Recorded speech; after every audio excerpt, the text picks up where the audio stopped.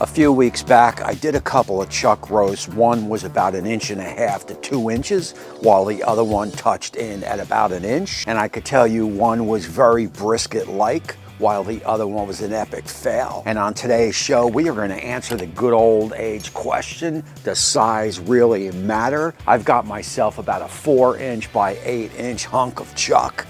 And I am talking, this sucker is loaded up with marble. I mean, there is a lot of fat in there. I mean, the marbling in this thing is definitely brisket worthy. And basically what we are gonna do is we are gonna hit it with some kosher salt and black pepper, and that is it. I mean, this is a big hunk of meat and it can definitely take it. You wanna make sure you get plenty of kosher salt and black pepper, and then just leave the chuck alone, put it on the side and let that rub do its thing. Let it sit there and rest while we jump on over to my Halo Elite 1500 pellet grill and fire it up. As always, remember my Halo Elite 1500 pellet grill is battery operated. That's right, I have not given it the juice yet. She will run up to 15 hours on one charge. And we will set that temp to 250 Fahrenheit. Once it comes up to temp, you gotta get that chuck in. I also would be running a chef temp in the meat and in the pit because we want precise temperatures all around. We will just shut that hood and basically you are just gonna let it run for 2 hours, no peeking, and at that time I will bring you back. At hour 2, you are going to want to check the chuck and make sure that it is cooking nice and evenly across the surface. Check out that bark, it should be forming quite nicely at this point. From there, grab your spray bottle. We are going to do a straight on water spray.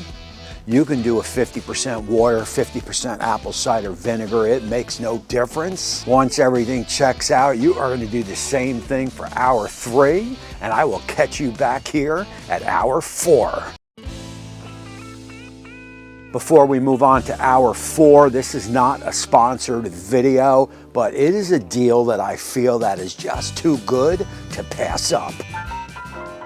Chef Temp right now is running their once in a lifetime 25% off anything in the store. This is the Chef's Temp. They come in 3 different colors, I do believe. Of course, I use the orange. They come in gray and they come in blue. Now, I've been using Chef's Temp for probably over 2 years. Even when there is no sponsor video rolling, I still reach for my Chef's Temp. And trust me when I tell you, there is no shortage of thermometers that come through the channel, but this is the one that I grab time after time. You are going to get a rotatable design. It is going to be backlit and also IP67 waterproof. This is going to keep perfect temperature, and also when you're in those hard to reach spots, you are going to get a fancy little hold button. Just hold it and your temp will stay exactly where it is. Bring it up to you, read the temp, and it is still the same. And all information is going to be down in the description. Just follow that link and get your 25% off.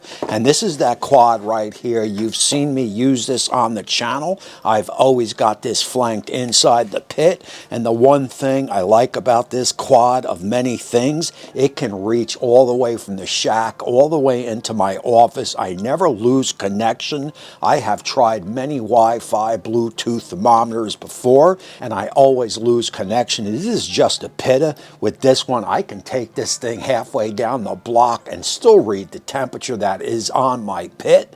That is why you see this on the channel daily. Again, 25% off on these thermometers. You cannot beat it. And just like that, we are right at hour 4. And as you can see, we're easily in the stall at about 165. She has just been sitting there. The first thing to do is to just admire that piece of protein. I mean, the bark should have formed out beautifully. She should have taken on a nice color by now. Once you are done admiring it, we are going to get it over on the board. I've got a piece of butcher paper sprayed down with a little bit of water. We will get that chuck roast on the paper. We will get it wrapped up and we will get it back over onto the pit. Now look, real important here, when you pulled the chuck off, you were sitting at about 164 or so. When you put that thermometer back in, you want to hit that right spot at about 164 to know you are good to go. From there, just shut that hood and just let it go, because we are going to take it right up to about 200 or toothpick tender. hour 5, and she is reading a little bit over 200. And more importantly than that, she is toothpick tender. Let's get it off. Let's get it on the board. We will allow it to rest for about 45 minutes to an hour. After that, I'll bring you guys back. We will unwrap it, slice it open, and do that taste test. So total cook time on this is gonna come in and right at that 6 hours. We got about a 45-minute rest here. And I gotta tell you, a little observation with the size of this chuck, the thickness of this chuck, I felt pretty sure that it was gonna take about 10 hours or so to, from start to finish to get done. And here we are clocking in at that 6 hour mark. So that just goes to show you, you never could tell. Let me drop this camera down. Let's cut this bad boy open and let's see what we got. Well, we definitely got a lot of moisture, that is for sure. Oh, I mean, we are loaded with moisture. Oh, man. I mean, this sucker is dripping with moisture. Let me get a little bit on there. Here you go.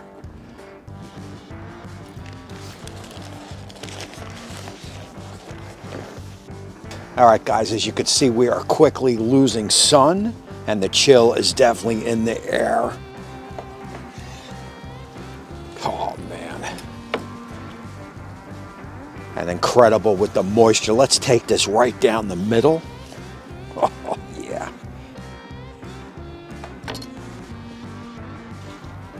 And I am definitely digging what I am seeing. There is no doubt about it. Alrighty, guys, so look, I can tell you it is not showing the moisture content as moisture as it is. In other words, it is very, very moist. It might not be picking that up on the camera, but this stuff is easily brisket worthy, man. I mean, you throw this right here on bread, forget about it.